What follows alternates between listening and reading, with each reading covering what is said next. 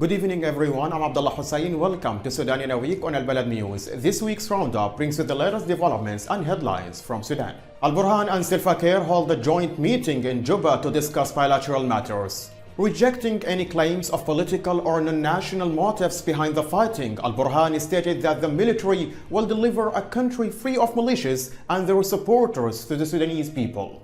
Deputy Chairman of the Transitional Sovereignty Council, Malik Agar, emphasized that it's the duty of every patriotic Sudanese citizen to stand by the military institution to preserve Sudan's unity and existence. Sovereignty Council member Kabashi announced the closure of negotiations with the militias, declaring an end to all talks. Member of the Sovereignty Council, General Ibrahim Jaber, inaugurates the final phase of the Port Sudan Airport expansion project. Sudan's Minister of Defense reveals documents and evidence showing the involvement of neighboring countries in the war against Sudan.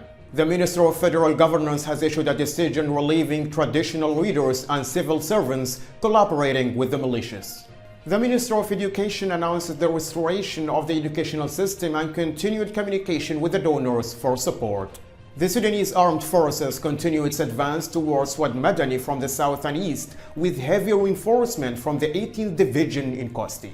The governor of Northern State issues a decision halting the purchase and transfer of land ownership. The press office of the Sultan of the Masalit accuses a former commissioner and head of the youth sector in one of the eastern states of attempting to assassinate him. For the third consecutive day, the Rapid Support Forces militias has shelled the Zamzam displaced persons camp in Al-Fashir. With the support from Al-Cardinal, Al-Insirafi and Tarko, the governor of the Khartoum state launched a joint initiative to provide solar energy, medicine and pesticides to the people of Bahri. The Colombian government apologizes to Sudan for the involvement of Colombian nationals as mercenaries within the Rapid Support Forces militias. The military regains control of the Wad al-Haddad and Faris areas and is advancing toward Hajj Abdullah south of the Jazeera state.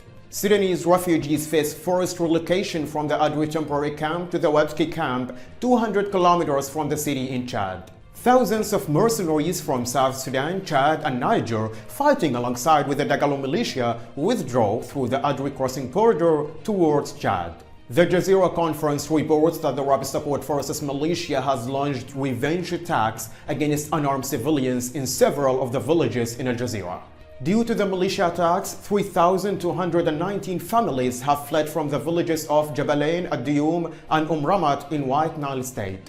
Taqaddum Group stated that the landmines and destroyed bridges are obstructing humanitarian access to the affected populations. Due to the legal violations, Sudanese refugees face life imprisonment in Uganda. The RSF requested permission from the South Sudanese government to withdraw its forces to the northern Upper Nile state, but Dr. Riek Machar rejected the request. Reports indicate that the RSF militias is using the Rhoda poultry farm on the Khartoum Madani Road as a detention center for kidnapped individuals. That's it for this week's top story. Thank you for watching. See you next Friday.